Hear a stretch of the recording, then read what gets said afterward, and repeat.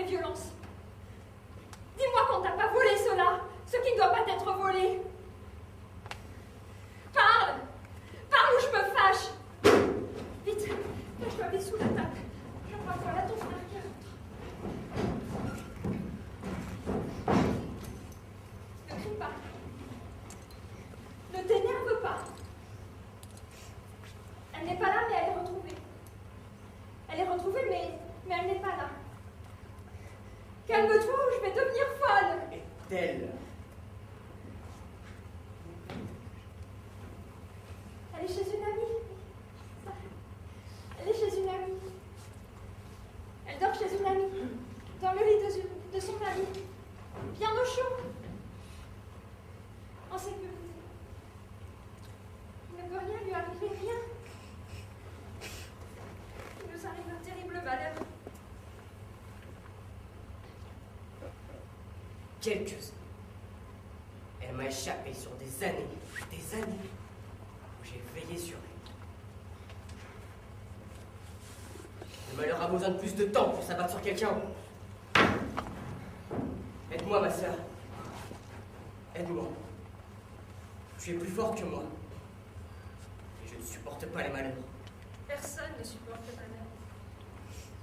Partage-les avec moi. Je déborde déjà. Je bois à bout.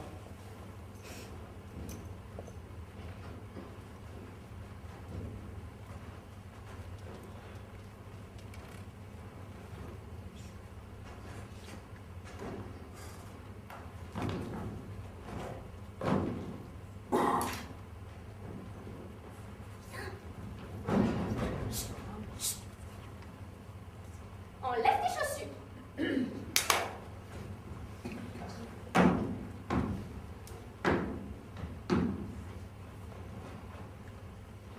Comment tu t'appelles? Appelle-moi comme tu veux. Et toi? Moi, je n'ai plus de nom. On m'appelle tout le temps de nom de petite bête. Poussin, pinson, moineau, alouette, colombe ou rossignol. Moi, je préférais que l'on m'appelle rat, serpentonnette, ou bien porcelet. Qu'est-ce que tu fais dans la vie? Dans la vie? Oui, dans la vie. Ton métier, ton occupation, comment tu gagnes de l'argent, toutes ces choses que tout le monde fait. Je ne fais pas ce que tout le monde fait. Eh bien, justement, dis-moi ce que tu fais. Je suis agent secret. Tu sais ce que c'est un agent secret? Je sais ce que c'est qu'un secret.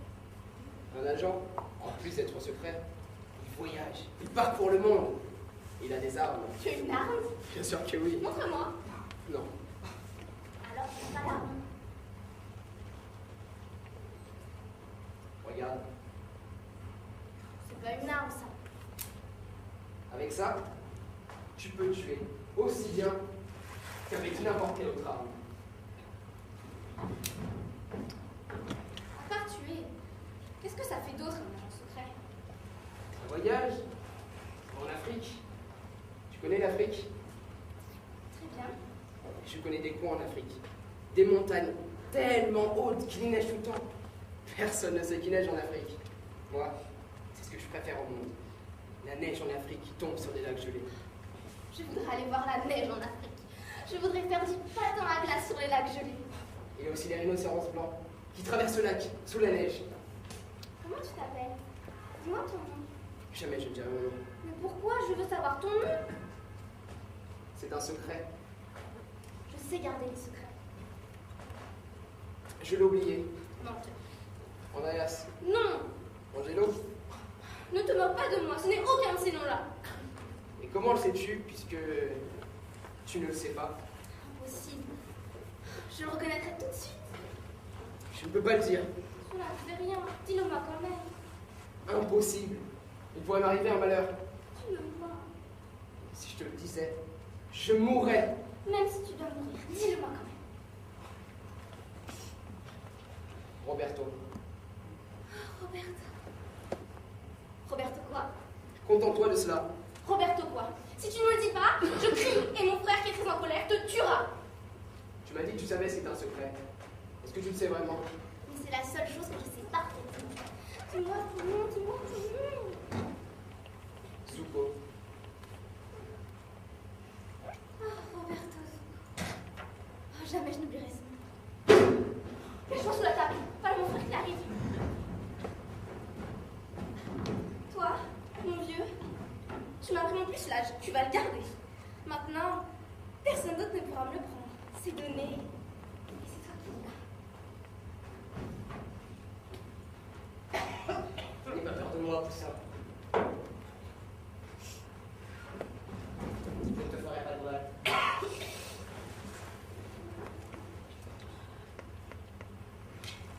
Ta sœur est une idiote. Pourquoi croit-elle que je t'aurais tabassé?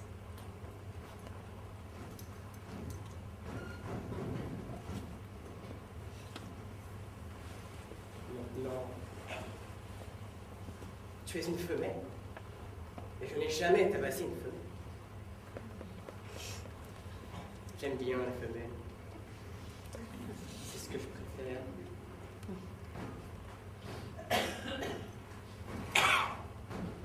C'est beaucoup moins emmerdant qu'une sœur cadette.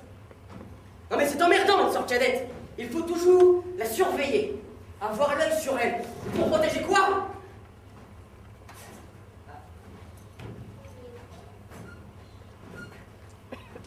Sa Virginie. Moi, je suis bien content que tu te sois fait sauter par un mec.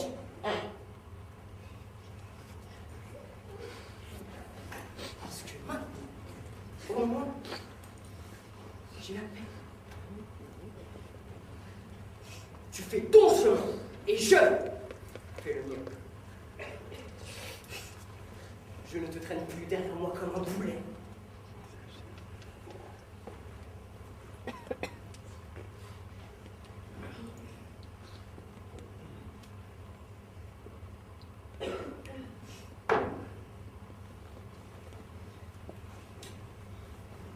Viens plutôt boire un verre avec moi.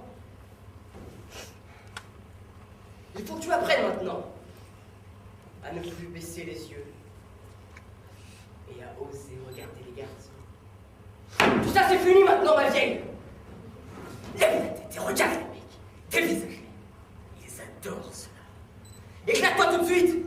Va dans le petit Chicago avec les putes et fais-toi pute. Tu gagneras de l'argent et tu ne seras plus à la solde de personne.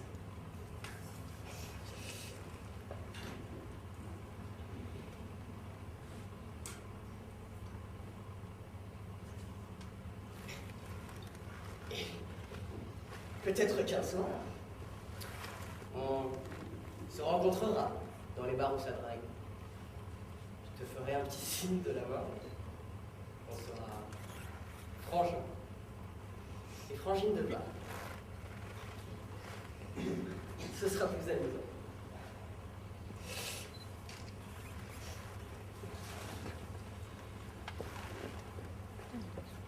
Ça valait le coup de te surveiller jusqu'au jour du mariage. Ça valait le coup que tu baisses les yeux timidement jusqu'au jour du mariage. Mais maintenant, le mariage, il est fichu.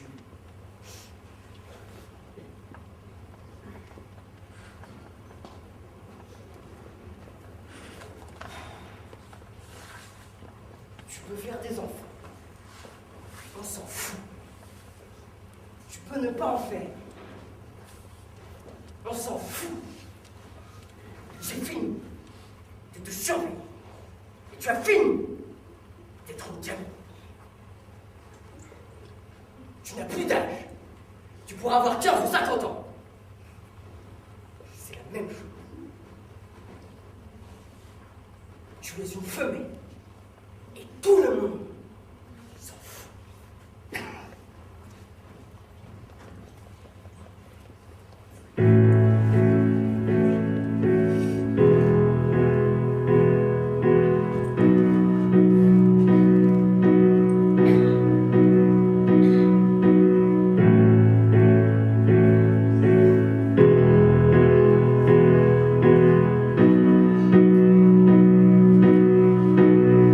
Been walking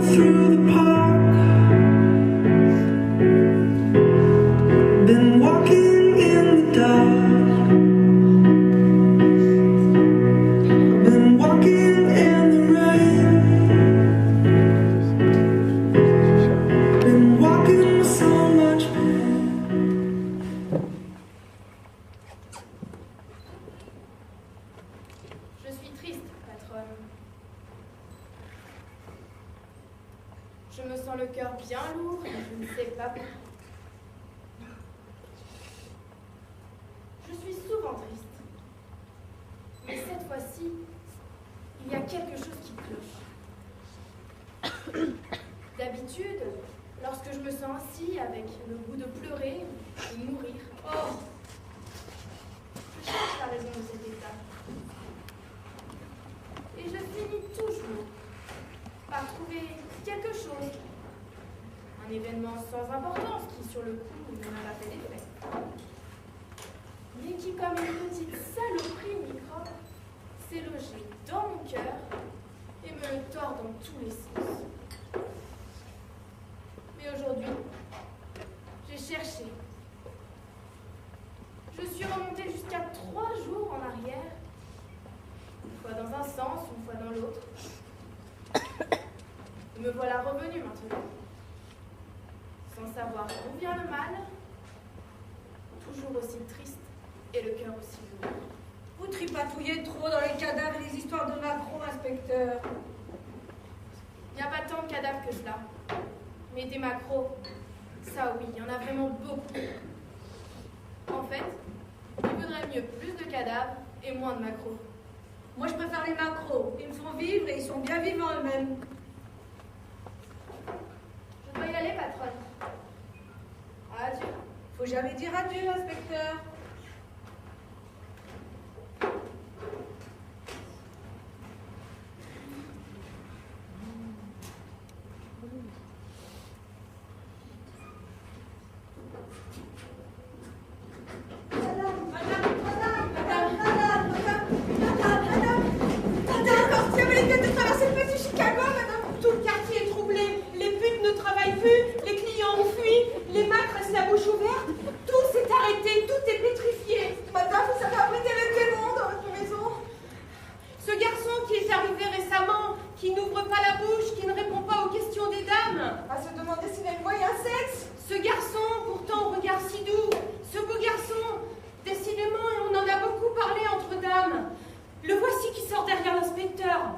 On l'observe bien, nous, les dames.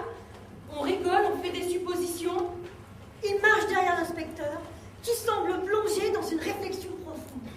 Il marche derrière l'inspecteur comme son ombre. Et l'ombre, elle rétrécit comme au moment de midi. Tout à coup, il est derrière le dos courbé de l'inspecteur. Et d'un seul coup, il sort un long poignard de la poche de son habit et le plante dans le dos du pauvre homme. L'inspecteur s'arrête.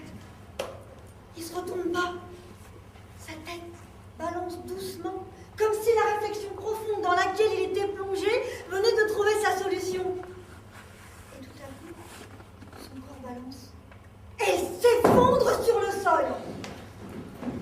Le garçon avait les yeux fixés sur le revolver de l'inspecteur.